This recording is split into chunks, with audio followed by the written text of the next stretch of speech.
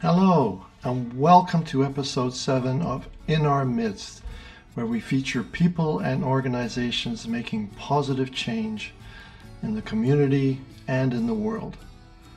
In this episode, I would like to introduce two amazing individuals who are both dedicated to helping the poor and underprivileged in both India and Venezuela. Tarini Ma Dagnino and Ramdas Batchelder are married and reside at Amrita Puri, the ashram in India led by Amma, otherwise known as the Hugging Saint. Their compassionate initiatives are helping thousands by offering food, medicines, and most recently arts and education for girls in Rishikesh, India, through the formation of Shakti School of Arts. Please join me now as we delve deeper into the work of Tarini Ma Dagnino and Ramdas Batchelder. Hi, Tarini Ma Ramdas, all the way from Kerala, India. Namaste, everybody. Hey, Phil, so good to see you. So if we could just get right into it here, maybe starting with Tarini Ma, could you please tell us where you were born and grew up, and a little bit about what led you to decide to go to India? So basically, I'm from Venezuela. I grew up in a town called Mérida in western Venezuela in the Andes Mountains, and I lived there until I was 18. And after I was 18, I moved to the States. I lived in Chicago for 3 years, and after that, I came to India in 1999. And I had an inner calling after living in the States and trying to follow the American dream.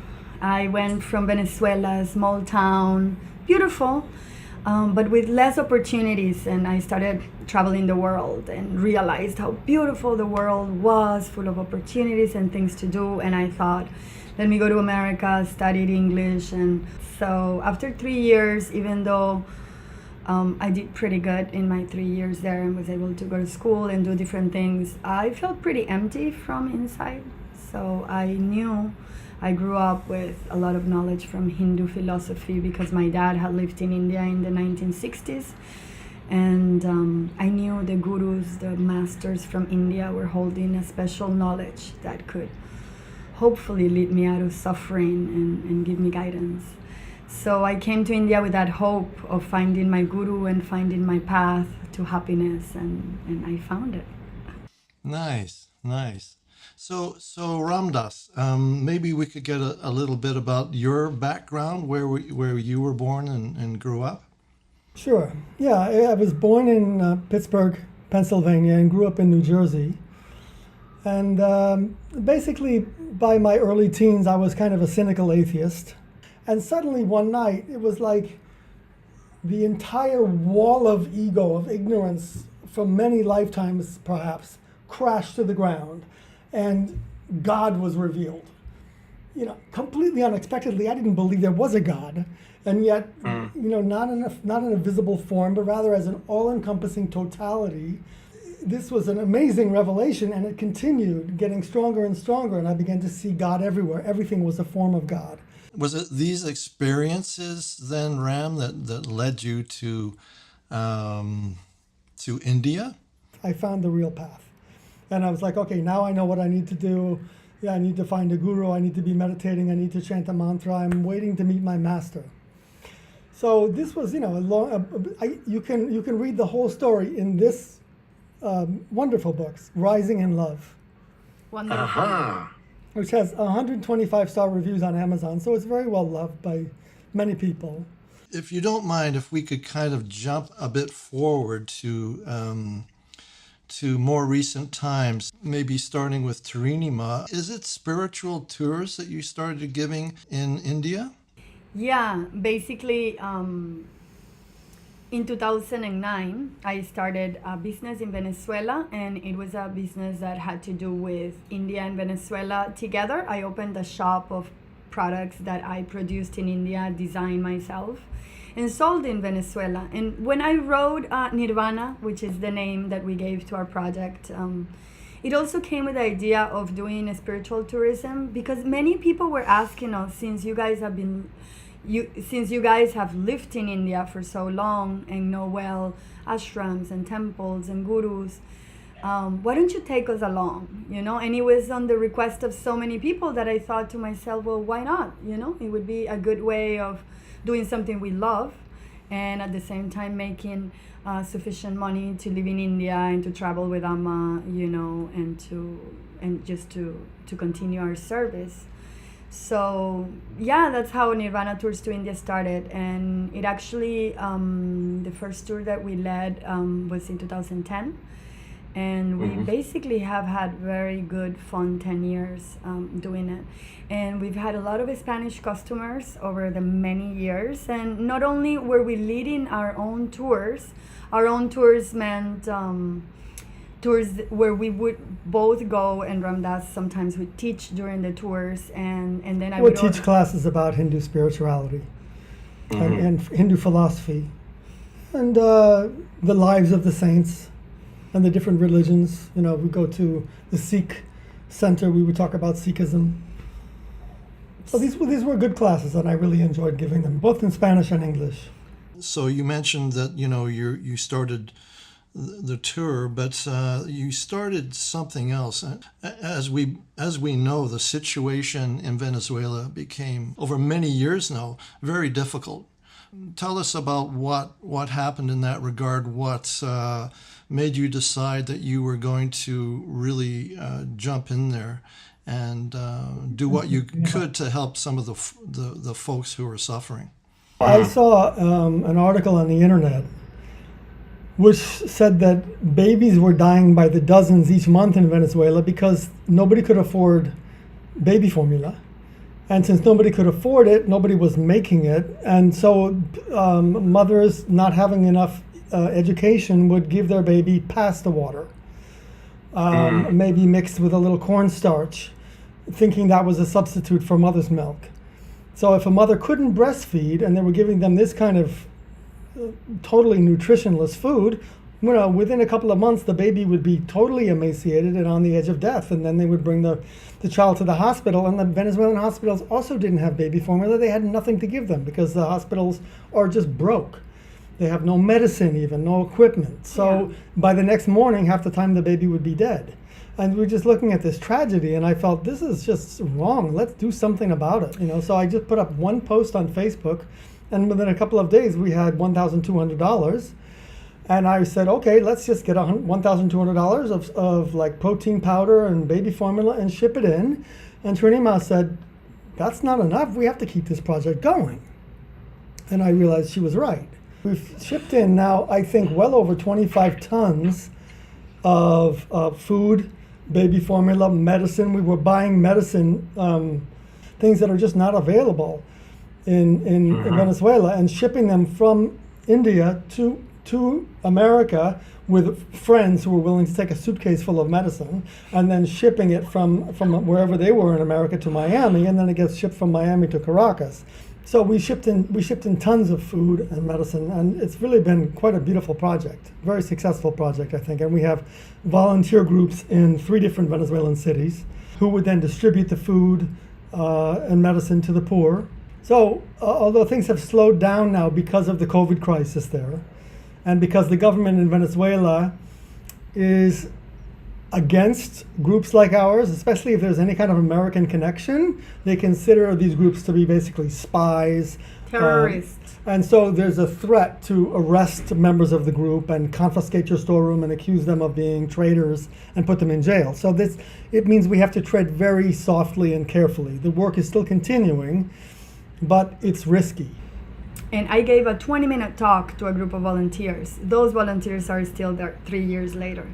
And it was so strong because I said, if we cannot change this situation, but we have chosen to stay in this country, then let us step up and be the change that we want to see. Let us stop complaining for what we don't have, and let us work towards, what we want to have or what we want to become, or let us at least step up and help those who really have less than us.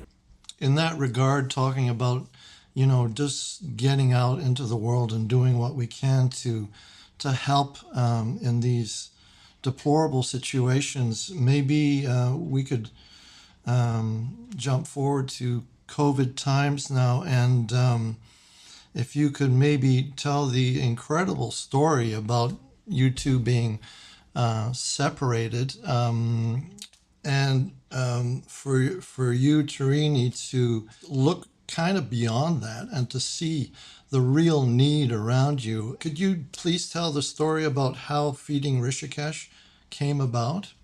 Yeah, I mean, basically, I was doing one of the tours, and I hear India's lockdown was absolutely unplanned, and it came upon us suddenly. It was like we are traveling, and the lockdown started on March 23rd. On March 17th, it's like there is gonna be a lockdown, And so I was not meant to be in Rishikesh, but I knew that if I had to take shelters, Rishikesh would be a safe place to be. I was woken up one morning by some photographer who wrote me on Instagram saying that, I see your page, you like travels, I'm here, I have no job, I can shoot something for you. And I was like, well, I don't think it's the time to be advertising tourism, but what have you been doing? And he says, I've been filming a woman who has been distributing food. And I looked at a video that he sent me, and I said, this is wonderful. But when I looked at this video, these people are in the other side of the river Ganga. So like basically the Rishikesh was closed by districts. So you couldn't walk to one place to the other. So I cannot go there to help because I'm in a separate district. But it inspires me. It suddenly just lit that spark of like, enough lockdown. I want to be out there and I want to help. Let me just explain one thing, that the lockdown basically prevents people from doing any kind of work of any kind. So the poor, they live day to day. And so when you deprive them of their daily work, they no longer can feed their kids. They no longer can feed themselves. So the lockdown especially for the poor, was just a devastating blow. And so suddenly many people were going hungry, and they were desperate to find just a meal. So she was, inspired suddenly. Look at the poor that are suffering. Well, it's interesting in that human journey. Like for a month, you're just kind of like, oh, what does this mean for me and for the world to be in a lockdown? But suddenly I was like, but what's going on out there? And I started looking after a month. And then I met Barun Juneja, which is this Indian man from the Punjab who had a vision and had a prayer to Mother Ganga, as we call it, the holy river Ganges, which we believe is an incarnation of the Divine Mother. And he had this prayer that let no one go hungry. And so he, on the very first day of the lockdown, arranged for meals to be cooked, and he used to go in the scooter and feed people, because as Ramdas is saying, the streets were absolutely wiped out. And anyone who's seen a movie about India or come to India knows that the streets are always full of people selling stuff, and like suddenly all of that is empty, no one can go out, and people were basically suffering, starving, they had nothing to eat. So I meet him, and by the time I meet him, my heart was so ready to help. I had never seen this man, and I just walk in and I say, my name is Tarini Ma, and I have a project in Venezuela. I'm married to Ramdas, and we want to fundraise to help the people of Rishikesh. Please welcome us to your project. And he smiled and he said, welcome. And then we partnered, and we've been together ever since. It's been over 15 months, and the help didn't stop. They started out with providing cooked food, for as many people as they could each day, and then they began also giving big bags of rations. This is like rice, lentils, wheat flour, and cooking oil and spices, and they would give a 26-pound bag, 2 bags, and they would give these 2 bags to whoever needed it, and they would go into the community to find the people who were really desperate. And by this time they've given 35,000 of these double bags of rations to people in Rishikesh. That's a lot of food, And it required, of course, a lot of money to buy it. It's not cheap. It's basically $10 for the 2-bag gift. And in the second neighborhood that we were on, we were there for a short time, but it was in this neighborhood where I created the Shakti School of Arts for girls, because in this neighborhood, when I started serving food, all along in my time working, I had been working mostly with the mothers, and we were always involved in knowing the family problems and talking to mothers and fathers as well. Some fathers, but primordially women. And suddenly everyone coming to this food distribution are kids. And more kids. And more kids. And I find myself every day surrounded by 150 cuties that I want to pick and kiss, and I want to clean them up and brush their hairs, and they are so adorable. And I begin to be in such a bliss that I'm and then I decide to make a party for them, and they haven't had a school, they haven't had any fun, they're just, being locked in or just running around the streets. And so I start creating these fun parties and activities where I would bring in people for doing, meditation, some yoga, singing, whichever Westerner friend could do juggling. And then we would bring chocolate and, just like make it fun. And suddenly 500 kids showed up from the community. And the police showed up and said, "Ma'am, we know your intention is good, but we still are under some measurements of lockdown, and not even a wedding can have 500 people. So please don't be giving free chocolate, or you'll have 1,500 people wanting it." So they shut down my operation in a very kind way, which I appreciated. And then I understood that my feeling for kids was huge, and my feeling for girls. I met distinctively a Muslim girl who came there, and I had never seen her before, and I was busy, with all the kids, and she approached me and, "Mom, can I talk to you?" But she spoke perfect English, which kids majority speak Hindi, they don't really speak English. But she was so nervous to talk to me, and she was so in shock, but it called my attention, her voice and the fact that she spoke English. So I said, "Yeah, what do you need?" "Mom, could you come to my house?" And, no one had asked me to come to their house like that. So I said, "Why?" And she goes, "Mom, my father died." And that is a painful thing all over the world when one's father dies. But in India, it's a big deal. It's wow. It can mean day and night. My mom cannot go out of the house for at least 6 months. And he was the only person who was bringing money to the family. So basically he died in June, this is September, we are broke. But when she says my dad died, I go into this shock, and I said, "Yes, let me finish with all the kids, and at the end I will walk with you to your house." So I went, and it was a fantastic Muslim family, which is rare in Rishikesh, for majority of people are Hindus. And it was meeting the two sisters of this little girl, which were brilliant artists, English teachers, absolutely smart, had studied always in English, were amazing, 20 and 21 years old. And I was just introduced to my future translators and the people who would actually support me in the school. So I was so surprised, because one of the girls said, "We don't want free food. We want a job, ma'am. We want a job. We walked in the market, but there is no jobs available for us. We want to earn our own living." And so it was oh, Malala time, my kind of girls. I was just yes, I'm going to give you a job. That's it. And with them, with the power of them and having them as my translators, I started gathering the kids around. They knew all the kids. I said, let's do a selection of girls who want to study and have fun and basically do yoga, arts. I was very much into it. And it was beautiful because we started with a group of 15 girls until today, since September. They started the school in 1st of July. We started again. We were closed during the lockdown.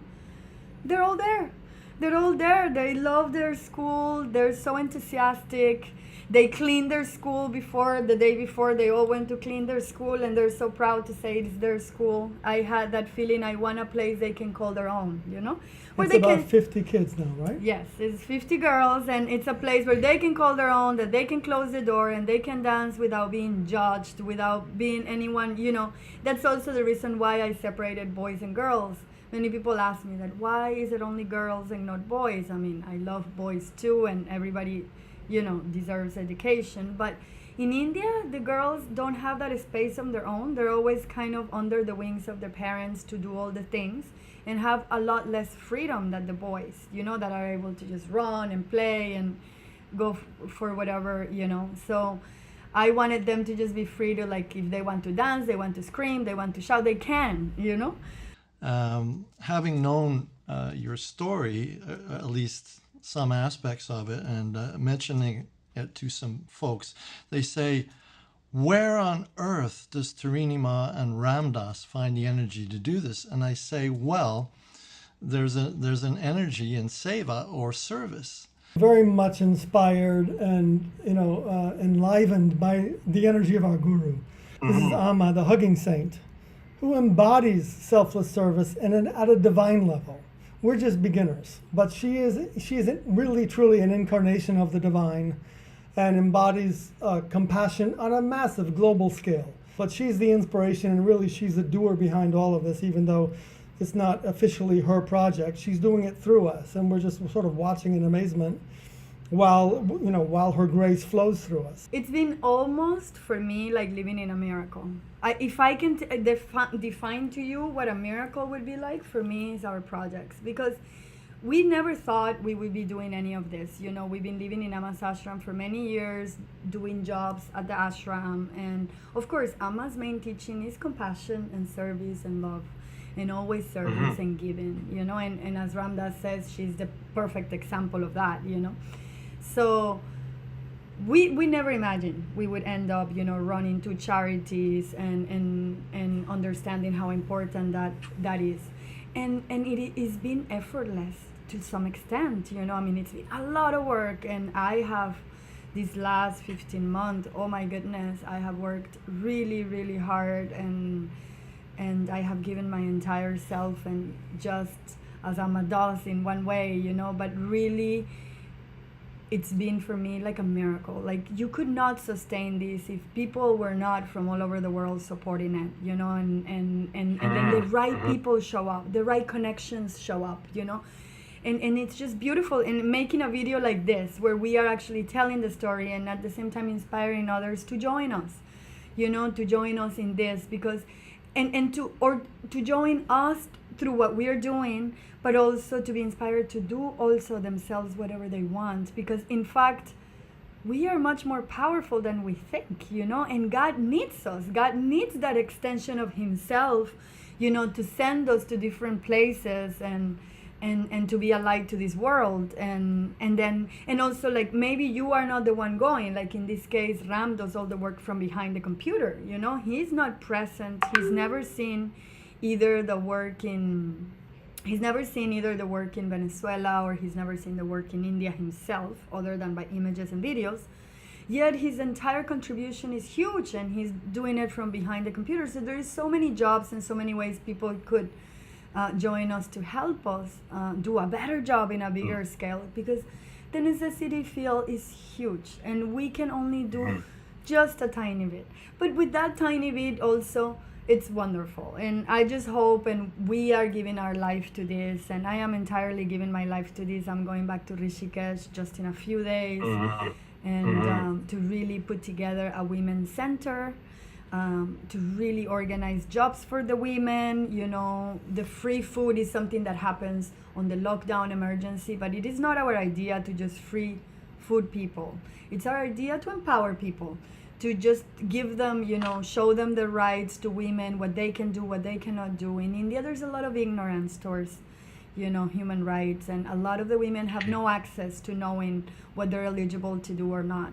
And so I have so many plans, and I am so excited.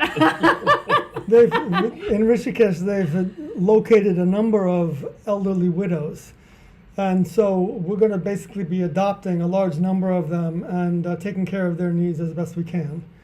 And that will be connected to the Women's Center, which is just the next stage, where elderly women can, and the mothers of the kids who go to the school can take shelter and receive classes in vocational training and legal rights and even self-defense, because many women are abused. There's a lot of rape in India, so to teach the girls and the women how to defend themselves legally and physically. Yes. It's very important. It's and to very give them a important. space, a shelter, where they can talk to each other and they can then train each other to go out and teach the women. Yes. Teach other women. And there are, I really feel, and I tell you that's why I'm telling you, it's to live in a miracle. It is the right women who are coming on. They're coming in towards me, the right people come to talk to me, and then suddenly they are the ones who I was waiting for, And so I really want to take, I'm going back to Rishikesh to really take this on a big step forward. I really I'm inspired, and I'm completely thrilled, and I'm completely in love with the project. And I'm just so blessed that God chose me for this. I'm so glad. So we're looking for partners for the work, teachers for the school, people who want to sponsor a child, people who want to sponsor the evening meal, which itself costs about $100 to feed 300 people. And we're looking for people who want to just sponsor a family to eat for a week. That's $10. Or it could be somebody who really wants to sponsor the school project for us. We have to pay the rent of the building, and we have to pay electricity and lots of expenses to get the school up to par and keep it running at a high level. So we're looking for major donors, partners, and anyone who wants to contribute or join the work. Well, you're both so inspiring in the work that you are doing, and I'd like to thank you so much for all the work that you're doing, and we'll do our bit over here, whatever that may be, in order to help as best we can. So thank you both so much for joining us in our midst, and all the best. Thank you, Phil. Thank you for having us. This is wonderful. Thanks for inviting us. A pleasure to talk with you. Tarini Ma.